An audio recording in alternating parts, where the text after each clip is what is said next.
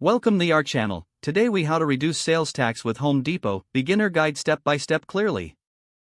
Start by understanding your state's sales tax laws. Research Home Depot's policies on tax exemptions. Determine if your purchases qualify for a tax exemption. Gather the necessary documentation for your exemption. This may include business permits or resale certificates. Visit Home Depot's website to review their tax exemption process. Create an account on Home Depot's online store if you don't have one. Log into your account and locate the tax exemption section. Fill out the required forms with accurate information. Submit your tax exemption request through the online portal. Wait for confirmation from Home Depot about your exemption status. Once approved, keep a record of your tax exemption certificate. When shopping in-store, present your certificate to the cashier. For online purchases, ensure your account reflects the tax-exempt status.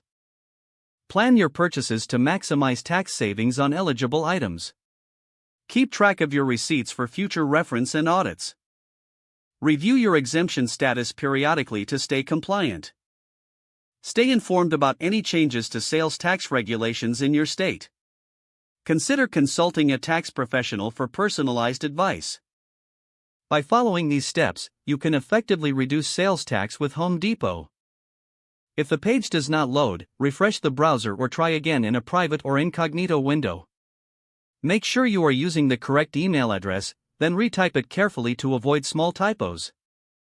If your password is not accepted, use the reset option and create a new strong password you can remember.